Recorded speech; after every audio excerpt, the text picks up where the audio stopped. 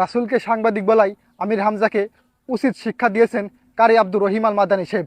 বিষয়টা অনেক ভালো লেগেছে।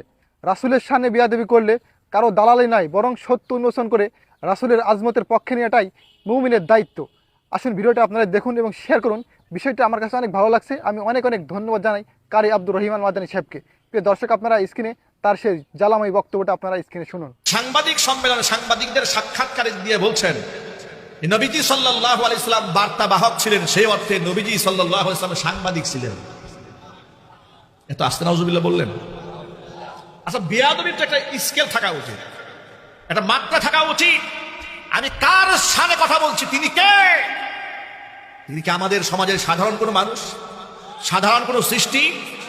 আসমান, জমিন, লৌহ কলম, সাদ, সুরুজ, যার সৃষ্টির কাছে রেডি হয়ে আছে, নবীরা পর্যন্ত যার নাম উচ্চারণ করতে সাবধানতা অবলম্বন করেছেন, স্বয়ং আল্লাহ রাব্বুল আমিন মুহাম্মদ বলে নাম উচ্চারণ করেন নাই, তাকে আপনি সাংবাদিক বলেন? এই বক্তার জাতির সামনে নিঃসন্দেহে নিঃশর্ত ক্ষমা ভিক্ষা চাওয়া উচিত। এক সময় বলে কোরআন শরীফ আল্লাহ ফেসবুক চালাতে বলেছেন, আল্লাহ পাক লাইক কমেন্ট করতে বলেছেন। আরেকবার বলে কোরআন শরীফ আল্লাহ আওয়ামী লীগ এবং বিএনপির নাম বলেছেন। আরেকবার বলে অমুক নায়িকার দিকে বিসমিল্লাহ বলে একটু তাকাবেন।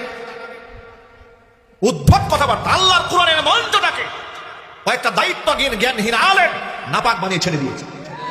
কথা ঠিক না? ঠিক জুড়ে বলেন। হাতে গোনা কয়েকটা বক্তার কারণে আজকে আলেম সমাজ বিতর্কের মুখে। তাদের নামে প্রতিদিন ফেসবুকে গালিগালাজ হচ্ছে, মানুষের সামনে জবাবদিহিতা করতে হচ্ছে। আর তাদের কাছে জবাবদিহিতা চাইতে গেলেই বলে স্লিপ অফ টাং হয়ে গেছে। কেন রে ভাই? আপনি কথায় কথায় মাপ চান, কতবার মাপ চাইলে আপনি শুধরাবেন?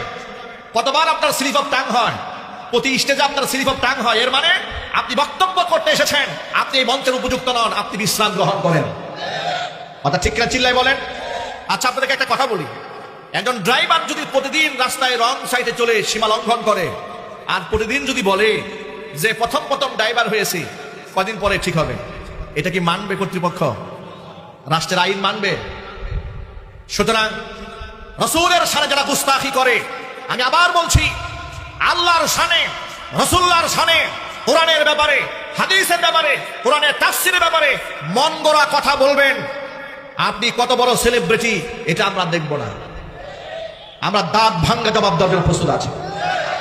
সুতরাং যিনি বলেছেন মুহাম্মদ সাল্লাল্লাহু আলাইহি ওয়াসাল্লাম সাংবাদিক ছিলেন, এক অর্থে মানে কি? বার্তাবাহক ছিলেন। আজীব কারবার।